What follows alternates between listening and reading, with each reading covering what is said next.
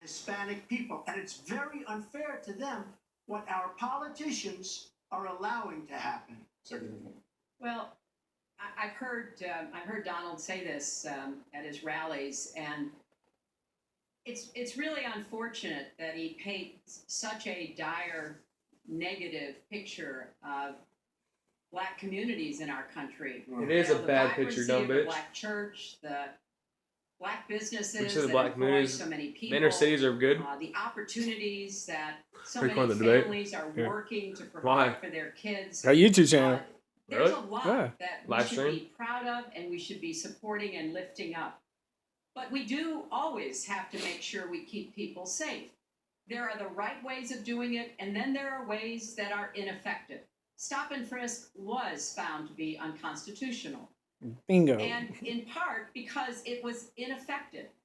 It did not do what it needed to do. Now, I believe in community policing, and in fact, violent crime is one half of what it was in 1991. Property crime is down 40%. We just don't want to see it creep back up. We've had 25 years of very good cooperation, but there were some problems, some unintended consequences. Too many young African American and Latino men ended up in jail for nonviolent offenses. And it's just a fact that if you're a young African American man and you do the same thing as a young white man, you are more likely to be arrested, charged, convicted, and incarcerated. So we've got to address the systemic racism in our criminal justice system. We cannot just say law and order.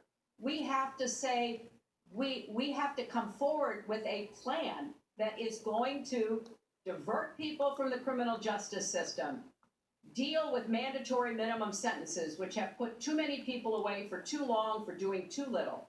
We need to have more second chance programs. I'm glad that we're ending private prisons in the federal system. I want to see them ended in the state system. You shouldn't have a profit motivation to fill prison cells with young Americans.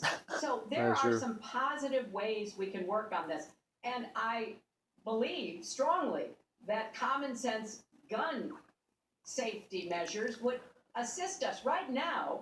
And this is something Donald has supported along with the gun lobby. Right now, we've got too many military-style weapons on the streets. In a lot of places, our police are outgunned.